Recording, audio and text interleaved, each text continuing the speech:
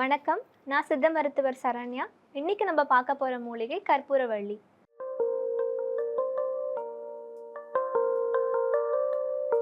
இந்த கற்பூரவள்ளியோட தாவரவியல் பெயர் அனிசோகைலஸ் கார்னோசிஸ். இதுக்கு வள்ளின்னு ஒரு பேர் வச்சிருக்காங்க. வள்ளியா அப்படின்னு நீங்க யோசிக்கலாம். வள்ளினா ஒன்றும் கிடையாது, வல்லமை தரக்கூடிய ஒரு மூலிகை. அதனால தான் இதுக்கு வள்ளின்னு ஒரு பேர் வச்சிருக்காங்க. அது மட்டும் இல்லாம இதுக்கு ஏமவள்ளி அப்படின்னு ஒரு பேர் இருக்கு. இந்த கற்பூரவள்ளியானது சுவாசம் சம்பந்தப்பட்ட நோய்களுக்கு ஒரு சிறந்த மருந்தா இருக்கு. இது இருமல், ஈலை போன்ற நோய்களுக்கு ஒரு நல்ல தீர்வா இருக்கு. பெரும்பாலும் இந்த கற்பூரவள்ளி எல்லா வீடுகள்லையுமே நம்மளுக்கு கிடைக்கும். இதை பற்றின மருத்துவ குறிப்புகளும் உங்களுக்கு தெரிஞ்சிருக்கலாம்.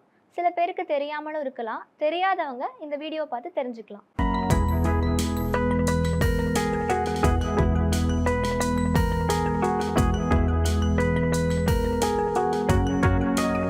கற்பூரவள்ளியை குழந்தைகளுக்கு அடிக்கடி ஏற்படக்கூடிய இருமலுக்கு பயன்படுத்தலாம். இது பயன்படுத்தும் போது இந்த கற்பூரவள்ளியோட இலையை எடுத்து அதை அரைச்சு அதிலிருந்து வர சாறை எடுத்துக்கலாம். அது கூடவே கொஞ்சமாக கற்கண்டு சேர்த்து குழந்தைகளுக்கு கொடுத்து வரும்போது இருமல் சரியாகும்.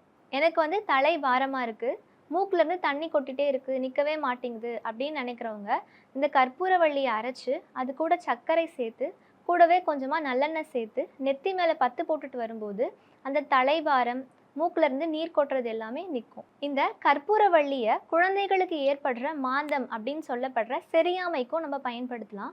எப்படி பயன்படுத்தலாம்னா, இந்த கற்பூரவள்ளியோட இலையை எடுத்துக்கலாம். இதை அரைச்சு அதிலிருந்து ஒரு 5 ml அளவுக்கு சாறு எடுத்துக்கலாம்.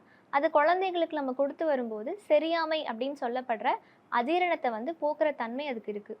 குளிர்காலத்தில் எனக்கு தொண்டைக்கட்டு வந்துட்டே இருக்குது, எப்போவுமே இருக்குது, என்ன பண்ணாலும் போகலை அப்படிங்கிறவங்க இந்த கற்பூரவள்ளியோட இலை எடுத்துக்கலாம். ஒரே ஒரு இலை கூட போதும். எடுத்து அதை பொறுமையாக மென்று சாப்பிட்டு அதோட சாறை உள்ளே கொஞ்சம் கொஞ்சமாக கொண்டு போகும்போது அந்த தொண்டை கட்டு சரியாகுது. இந்த கற்பூரவள்ளிக்கு ஆன்டி டியூமரஸ் ஆக்டிவிட்டி இருக்குது.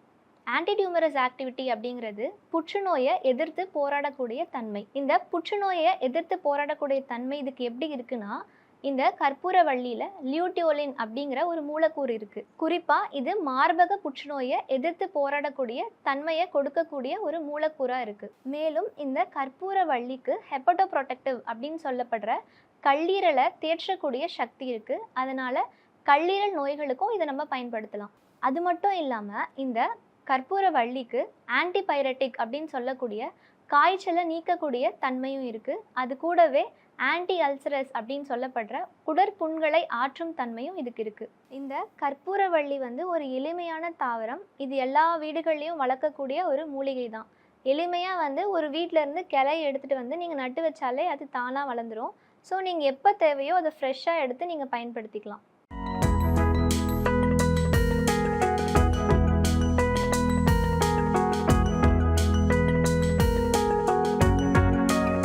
மேலும் இது போன்ற மூலிகை சார்ந்த மருத்துவ தகவல்களை தெரிந்து கொள்ள தொடர்ந்து எங்கள் சேனலை சப்ஸ்கிரைப் பண்ணுங்கள்.